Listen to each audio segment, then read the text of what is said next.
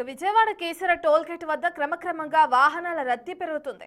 Traffic ఇబ్బందులు ఏర్పడకుండా toll ప్లాజాలోని 8 లైన్లు open చేసి వాహనాలను పంపిస్తున్నారు. నందిగామ వై జంక్షన్ వద్ద ఫ్లైఓవర్ నిర్మాణ పనులు జరుగుతుండటంతో వాహనాలు నెమ్మదిగా కదులుతున్నాయి. నందిగామ నుంచి ఇబ్రహీంపట్నం వరకు వాహనాలు ఎక్కడ ఆగకుండా క్లియర్ చేస్తున్నారు పోలీసులు. మరింత సమాచారాన్ని మా ప్రతినిధి నరసింహ అందిస్తారు. కంచికచర్లలోని కేసర టోల్ ప్లాజా వద్ద ట్రాఫిక్ రద్దీ అంతకంతకు పెరుగుతుంది. ఒక్కసారి విజువల్స్లో చూడొచ్చు ఏ విధమైనటువంటి రద్దీ ఉందనేది.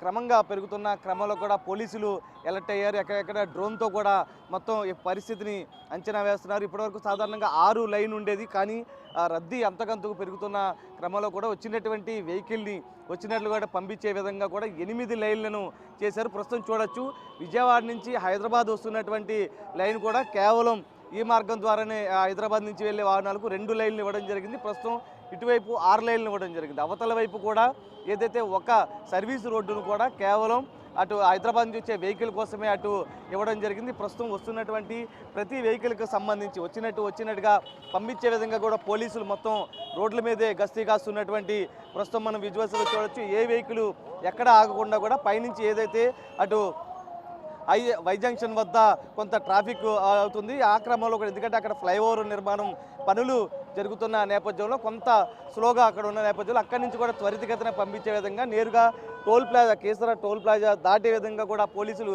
ఎక్కడికక్కడ అలర్ట్ అవ్వడం జరిగింది. ప్రతి చోట కూడా గస్తీ కాస్తున్నారు. ఏ వెహికల్ మార్గం మధ్యలో ఎక్కడ ఆగకుండా కూడా నేరుగా వెళ్ళే విధంగా కూడా తగు ఏర్పాట్లు చేశారు. ప్రస్తుతం మనతో మాట్లాడేందుకు ఎస్ఐ ఉన్నారు. సార్, మొత్తం చూస్తున్నారు ట్రాఫిక్ అంతకంతకు పెరుగుతుంది. ప్రస్తుతం ఏ విధమైనటువంటి మొత్తం కూడా కట్టడి చేస్తున్నారు, ఏ విధమైనటువంటి ఆదేశాలు జరిగాయి? మా ఎన్టీఆర్ జిల్లా గౌరవ సిపి రాజశేఖర్ బాబు ఐపీఎస్ గారు సంక్రాంతికి వచ్చేటటువంటి పబ్లిక్కి సంబంధించి ఎటువంటి ఇన్కన్వీనియన్స్ జరగకూడదనే ఉద్దేశంతో ఈ నేషనల్ హైవే 65ని ఆనుకున్నటువంటి అన్ని పోలీస్ స్టేషన్ సిబ్బందిని కూడా ఒకే ఒక్క మాట ఆదేశించారు. ట్రాఫిక్కి సంబంధించి ఎటువంటి అంతరాయం జరగకూడదు, అదేవిధంగా ప్రమాదాలు కూడా ఎట్టి పరిస్థితుల్లో జరగకూడదు. ఎవరైతే ప్రయాణికులు సంక్రాంతి సందర్భంగా వారి గమ్యస్థానాలకు చేరుకుంటున్నారో వారందరూ కూడా సేఫ్గా వెళ్ళాలని దిశానిర్దేశం చాలా క్లియర్గా చెప్పడం జరిగింది.